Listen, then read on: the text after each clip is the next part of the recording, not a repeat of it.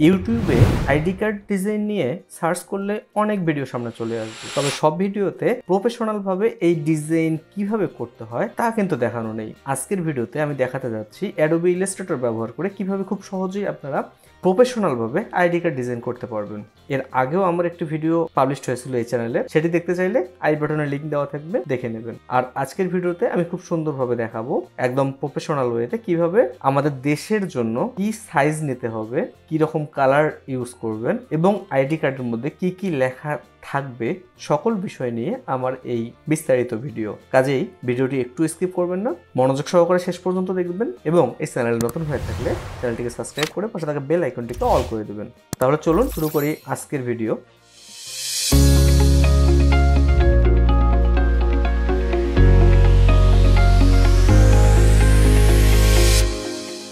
আজকে ভিডিও শুরুতে কিভাবে আপনারা আর্টবোর্ড নেবেন সেই বিষয়টা দেখালাম না, কারণ আপনারা অনেকেই প্রথমে যে কোনো ফাইল ওপেন দিয়ে সেখান থেকে কাজ শুরু করেন। কাজেই সেখান থেকে কিভাবে আপনারা আপনাদের প্রয়োজনীয় সাইজে কনভার্ট করে সাইজটাকে ঠিক করে নিতে পারবেন সেই বিষয় সহ আজকের ভিডিওতে আমি দেখাচ্ছি। প্রথমে আমি আমাদের আইডি কার্ডে ব্যবহারের জন্য যে সকল এলিমেন্ট দরকার বা যে ধরনের লেখাগুলো দরকার সেগুলোকে নিয়ে এসে পাশে রাখছি। আপনারাও আগে এই লেখাগুলোকে টাইপ করে নেবেন, তারপরে ডিজাইনের কাজ শুরু করবেন। ডিজাইনের জন্য প্রথমে যে জিনিসটা আপনার দরকার হবে সেটা হচ্ছে সাইজ। আমাদের দেশে আইডি কার্ড প্রিন্টের জন্য সাধারণত CR80 এই সাইজটি ব্যবহৃত হয়। CR80 সাইজের জন্য ইঞ্চিতে যে সাইজটি হয় সেটি হচ্ছে উইথে 2.125 অ্যান্ড হাইটে 3.375। আমি এই সাইজটি দিয়ে আর্টবোর্ড তৈরি করে নেব। তো আমার এখানে যেহেতু একটি আর্টবোর্ড আগে থেকেই করা আছে, এই আর্টবোর্ডটিকেই কিভাবে আমরা ওই সাইজে কনভার্ট করতে পারি সেই বিষয়টা দেখাবো। কাজেই মনোযোগ সহকারে দেখুন আমি কি করতেছি, বিষয়টার দিকে খেয়াল রাখুন। এখানে দেখুন আমি এই আর্টবোর্ড টুলটাকে সিলেক্ট করলে এখানে এই আর্টবোর্ডটি সিলেক্ট হয়ে যাবে। আর্টবোর্ডটি সিলেক্ট হওয়ার পর উপরে দেখুন এখানে এই আর্টবোর্ডের সাইজটি চলে এসেছে। আমরা এই সাইজের মধ্যে আমাদের বর্তমানে আইডি কার্ডের জন্য যে সাইজটি দরকার সেই সাইজটি বসিয়ে দেব। তো তার জন্য হাইটে আমি দেব 3.375, এটা ইঞ্চিতে আছে, এবং উইথে দেব 2.125। তাহলে আমার একটি আর্টবোর্ড তৈরি হয়ে গেছে। আমাদের সাধারণত আইডি কার্ডের দুইটি সাইড থাকে, অর্থাৎ বোথ সাইড আইডি কার্ড হয়। তো সেই ক্ষেত্রে আমরা দুইটি আর্টবোর্ড নেব, ফ্রন্ট সাইড এবং ব্যাক সাইড ডিজাইনের জন্য আলাদা আলাদা আর্টবোর্ড। তো এই আর্টবোর্ডটিকে আমি কিভাবে কপি করতে পারি, জাস্ট আর্টবোর্ড টুলটি সিলেক্ট করে আমি যদি অল্টার প্রেস করে এটাকে কপি করার চেষ্টা করি তাহলে এটা কপি হয়ে যাবে। আমি শিফট প্রেস করলে এটা উপর নিচে আর সরবে না, সেম সাইডেই কপি হয়ে যাবে। আপনারা এইভাবে কপি করতে পারেন, অথবা কপি করার জন্য কিংবা নতুন একটা আর্টবোর্ড নেওয়ার জন্য আপনারা আরেকটা প্রসেস ইউজ করতে পারেন। সেটা হচ্ছে উইন্ডো থেকে আপনারা আর্টবোর্ড টুলে চলে যাবেন। এখানে আর্টবোর্ডের জন্য একটি উইন্ডো ওপেন হবে। এখানে যদি আপনারা এই প্লাস সাইনে একটা ক্লিক করেন তাহলে কিন্তু পাশে একটি আর্টবোর্ড তৈরি হবে। তো যেহেতু আমি পাশে একটি আর্টবোর্ড কপি করে নিয়েছি, এটি আর আমার লাগবে না, এটা জাস্ট আনডু করে দিলাম। এরপরে যে বিষয়টা আমাদের খেয়াল করতে হবে সেটা হচ্ছে আমাদের এটা হচ্ছে পুরো আর্টবোর্ডের সাইজ এবং এর মাঝখানে কতটুকু অংশ জুড়ে আমরা আমাদের লেখার বিষয়গুলো রাখবো সেই সাইজটাকে আমরা একটু আলাদা করে নেব। তো তার জন্য আমি যেটা করব, পুরো আর্টবোর্ড বরাবর এরকম একটি রেক্ট্যাঙ্গেল শেপ নেব। এরপর অবজেক্ট থেকে পাতে এসে অফসেট পাতে ক্লিক করব। দেখুন অফসেট পাতের একটি উইন্ডো ওপেন হবে। এখান থেকে প্রিভিউয়ে ক্লিক করে প্রিভিউটি অবশ্যই টিক মার্ক করে রাখবো। দেন এখানে -0.15 ইঞ্চি দিয়ে দেবো। অনেকেই আপনারা ডিজাইন করার সময় মিলিমিটার সাইজটা ইউজ করেন, অনেকেই আবার ইঞ্চিতে প্রেফার করেন। তো আমি ইঞ্চিতে দেখাচ্ছি ডিজাইনগুলো, আপনারা যদি মিলিমিটারে করতে চান তো করতে পারেন, এটা যার যার নিজস্ব ব্যাপার। এরপরে নিচের আর কোনো অপশন চেঞ্জ করতে হবে না, জাস্ট ওকে করে দেবেন। তাহলে আপনার ভিতরে আরেকটি শেপ তৈরি হবে। তো এই শেপটিকে আমি রাইট বাটন দিয়ে মেক গাইড করে দেবো। তাহলে দেখুন এটা আমার গাইড তৈরি হয়ে গেছে। আমি পিছনের এই শেপটিকেও মেক গাইড করে দিচ্ছি। দেন এই গাইড দুটোকে আমি Ctrl+G দিয়ে গ্রুপ করব। এখন কোনো কারণে যদি আপনারা এই গাইডগুলোকে এইভাবে সিলেক্ট করতে না পারেন তাহলে বাইরে যে কোনো জায়গায় রাইট বাটন ক্লিক করে এই যে লক গাইড, এটা তখন আনলক গাইড লেখা থাকবে, এটাতে ক্লিক করবেন, তাহলে এটা আনলক হয়ে যাবে। দেন এটাকে সিলেক্ট করতে পারবেন। এরপর এই গাইডটাকে আমি আবার কপি করে এই আর্টবোর্ডেও বসিয়ে দেব। এটাকে পারফেক্টলি বসানোর জন্য আমি যেটা করব, এখানে অ্যালাইন একটা অপশন আছে, এখানে অ্যালাইন খুঁজে না পেলে উইন্ডো থেকে অ্যালাইনে চলে আসবেন বা শিফট F7 দিলেও অ্যালাইন চলে আসবে। এখান থেকে আমি এটাতে ক্লিক করে দিলাম, তাহলে দেখুন পারফেক্টলি আমার এটা বসে গেছে। এরপর আমি এখান থেকে রাইট বাটন ক্লিক করে লক গাইডটাকে দিয়ে দেবো, তাহলে আর আমার এই গাইডগুলো সরবে না। এখন আমাদের ডিজাইনের পালা। ডিজাইন করার জন্য প্রথমে যে বিষয়গুলো মাথায় রাখতে হবে, প্রতিষ্ঠানের যে লোগো আছে বা প্রতিষ্ঠানের যে নাম আছে বা যে প্রতিষ্ঠানেই হোক, সেটা স্কুল, কলেজ, মাদ্রাসা, কর্পোরেট অফিস কিংবা যেটাই হোক, তাদের যে লোগো আছে এর ব্র্যান্ডিং কালারের সাথে মিল রেখে আপনারা আইডি কার্ড ডিজাইন করার চেষ্টা করবেন। সাধারণত যতটুকু সম্ভব সিম্পল ডিজাইন করবেন, সাদা অংশটা বেশি রাখার চেষ্টা করবেন, এতে আইডি কার্ডের কোয়ালিটি ভালো হয়। এবং আইডি কার্ডের লেখাগুলো যাতে যথেষ্ট স্মুথলি পড়া যায় এতটুকু বড় করে লেখার চেষ্টা করবেন। খুব বেশি বড় করা বা বোল্ড করা যাবে না, কিংবা খুব বেশি ছোট বা ইন্টারন্যাশনাল ডিজাইনের ক্ষেত্রে আমরা যেরকম করি যে খুব ছোট ছোট লেখা দিয়ে আমরা করে থাকি, তো এরকম করা যাবে না। যেহেতু আমাদের দেশে সাধারণত ইউভি প্রিন্ট হয় কিংবা আইডি কার্ড প্রিন্টার যেগুলো আছে এই ধরনের প্রিন্টারে প্রিন্ট হয়, তো এটাতে লেখা মোটামুটি স্ট্যান্ডার্ড মানে রাখতে গেলে আপনাদের ফন্ট সাইজ 6 থেকে 8-এর মধ্যে রাখতে হবে। 6-এর নিচে ইউজ করা ঠিক না। যদি ইন্টারন্যাশনাল ডিজাইনের ক্ষেত্রে ব্যবহার করেন সেক্ষেত্রে আপনারা 4 ফন্টে ব্যবহার করতে পারবেন। তো এইগুলো ছিল থিওরিক্যাল ব্যাপার। এখন আমরা সরাসরি ডিজাইনে চলে যাচ্ছি। আমি অনেক ভিডিওতেই বলেছি, আজকেও বলছি, ডিজাইন আসলে সম্পূর্ণ নিজস্ব ব্যাপার। ডিজাইন শেখানোর মতো কিছু নেই, এটা ক্রিয়েটিভ একটা জিনিস। যার যতটুকু আইডিয়া আছে সেই আইডিয়াকে কাজে লাগিয়ে আপনাকে ডিজাইন করতে হবে। তো তার জন্য আপনারা গুগলের সাহায্য নিতে পারেন।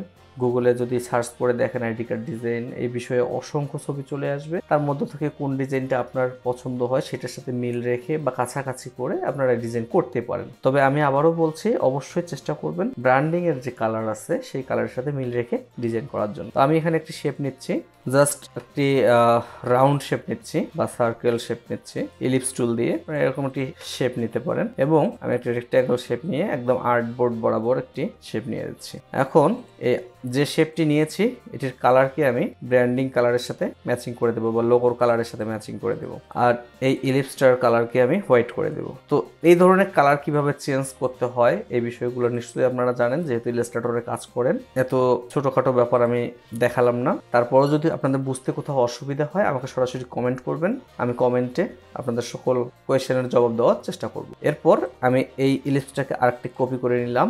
নিচের যে শেপটি আছে ইলিপস শেপটি, এর কালারকে আমি পরিবর্তন করব। এর কালারকে আমি এখান থেকে এই কালারটি দিয়ে দিতে পারি, কিংবা এর কালারকে পরিবর্তন করে আমি সসে চলে আসলাম। সস থেকে আমি গ্রেডিয়েন্ট কালারে চলে যাব। সসের মধ্যে এ ধরনের কালার কিভাবে সেট করতে হয় কিংবা সিম্বলে কিভাবে সিম্বল অ্যাড করতে হয় এ বিষয়ে আমার একটি ভিডিও আছে, আপনারা চাইলে দেখে আসতে পারেন। আই বাটনে লিঙ্ক দেওয়া থাকবে। তো সসে আমি এখানে বেশ কিছু গোল্ড এবং সিলভার কালার করে রেখেছি, এখান থেকে আমি এটাকে সিলভার কালার করে দিচ্ছি।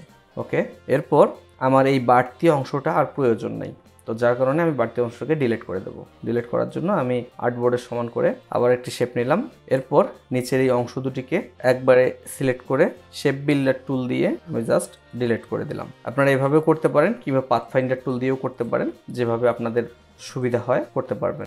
আবার যদি মনে করেন এভাবে আপনারা ডিলিট করে ফেলবেন না, এটাকে ক্লিপিং মাস্ক করে রেখে দেবেন, সেটাও দিতে পারেন।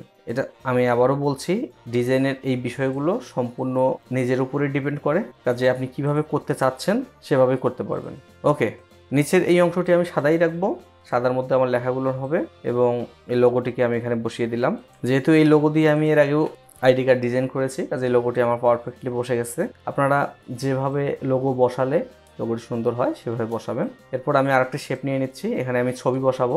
এরপর এই ইলিপস শেপটিকে আমি আবার কপি করে ফ্রন্টে পেস্ট করব। কন্ট্রোল এফ দিলে ফ্রন্টে পেস্ট হয়, এটাকে আমি ফ্রন্টে পেস্ট করে দিলাম এবং ব্যাকের কালারটিকে আমি পরিবর্তন করে কালারটি করে দিলাম। দেন এটাকে আবারও কন্ট্রোল সি দিয়ে কপি করে কন্ট্রোল এফ দিয়ে ফ্রন্টে পেস্ট করে নিলাম এবং আরেকটু ছোট করে দিলাম। আবার ব্যাকের কালারটিকে আমি পরিবর্তন করে এরকম সিলভার কালার করে দিলাম। এর মধ্যে আমি আমার ছবিটাকে রাখবো, তাহলে ছবি হিসেবে আমি এখানে একটি আইকনিক ছবি নিয়েছি। আপনারা আপনাদের যে ছবি হবে সেটা বসাই দিবেন, সেটা এখানে নিয়ে আসলাম। দেন এই শেপের মধ্যে আমি এটাকে বসিয়ে ক্লিপিং মাস্ক করে দেবো। তার জন্য এই ছোট মাঝখানের যে শেপটি আছে এটাকে সিলেক্ট করে কপি করে একদম উপরে পেস্ট করে দেব এবং ছবিটাকে সহ সিলেক্ট করে মেক ক্লিপিং মাস্ক করে দেবো, তাহলে এটা ক্লিপিং মাস্ক পেয়ে যাবে। ছবিগুলোকে ক্লিপিং মাস্ক করে ইউজ করলে পরবর্তীতে যে সুবিধা পাবেন, ছবিটাকে চাইলে আপনারা ছোট বড় কিংবা উপর নিচে সরানো করতে পারবেন। সেই সঙ্গে এই ছবিটাকে যদি আপনার পরিবর্তন করতে হয় তাহলে সরাসরি এই যে লিঙ্কে চলে যাবেন, লিঙ্কটা খুঁজে পাবেন উইন্ডোর মধ্যে, লিঙ্কে চলে যাবেন, এখান থেকে যে লিঙ্কে ক্লিক করলে আপনি যেখানে ছবি আছে সেখান থেকে ছবিটা প্লেস করে দিতে পারবেন। তো যাই হোক, এরপর বাকি ইনফরমেশন আমি নিয়ে আসছি, বাকি ইনফরমেশনগুলো এখানে বসিয়ে দিলাম। আমি নামটাকে এখানে বসিয়ে দেবো, নামের ফন্টটাকে আমি চেঞ্জ করে দিচ্ছি এবং এর কালারকে আমি এখান থেকে পরিবর্তন করে দিচ্ছি। সেই সাথে এর নিচে এই লেখাটাকে রাখলাম। ডেজিগনেশনের ফন্টটা আমি চেঞ্জ করে দিচ্ছি, আমি এই ফন্ট দিয়ে দিলাম এবং কালারকে পরিবর্তন করে আমি ব্ল্যাকের 75% কালার দিয়ে দিলাম। এরপর ID number, blood group, phone number, mail address যা যা প্রয়োজন সব বসিয়ে দেবেন এবং সেই সঙ্গে অথরাইজ সিগনেচার। এরপর নিচে আমি একটি রেক্ট্যাঙ্গেল শেপ নিয়ে নিচ্ছি, একদম আর্টবোর্ডের সমান করে নিচের অংশকে ঠিক রেখে সেখানে আমি ওয়েব অ্যাড্রেসটা বসিয়ে দিলাম এবং কালারকে হোয়াইট করে দিলাম।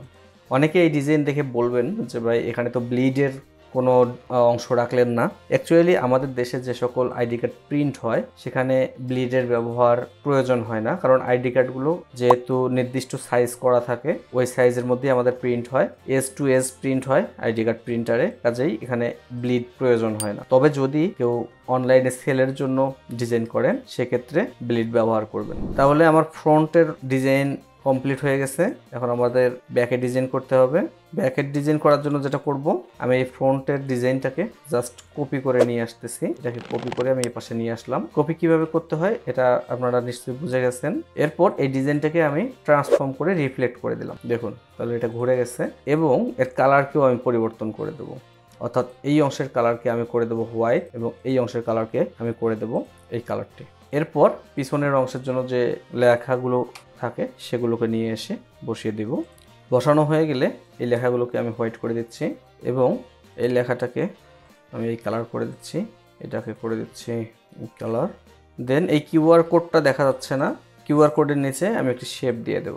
এটা স্কোয়ার শেপ নিলাম, এই শেপটিকে আমি কিউআর কোডের নিচে বসিয়ে দেব। এই শেপটির নিচে আমি আরেকটি শেপ দিলাম এবং তার কালারকে আমি কালারের সাথে ম্যাচিং রেখে করে দিলাম। আমার মনে হয় ডিজাইন একদম ওকে হয়ে গেছে। কন্ট্রোল সেমিক্লোন দিয়ে গাইডগুলোকে হাইড করে দেখে নিতে পারেন পুরো ডিজাইনটি। এরপর সরাসরি এটাকে আপনারা ইলাস্ট্রেটর ফাইলে সেভ করবেন এবং প্রিন্টের জন্য পিডিএফ ফরম্যাটে সেভ করে ফেলবেন। তাহলে এই ছিল আজকের ভিডিও। আশা করি ভিডিওটি আপনাদের ভালো লেগেছে এবং ভিডিওটি ভালো লাগলে লাইক, কমেন্ট, শেয়ার করতে একটু ভুল করবেন না। সেই সঙ্গে চ্যানেলে এখনও সাবস্ক্রাইব করে না থাকলে অবশ্যই সাবস্ক্রাইব করে দেবেন। পরবর্তী ভিডিও দেখার আমন্ত্রণ রইল। আজকের জন্য এই পর্যন্তই। আল্লাহ হাফেজ।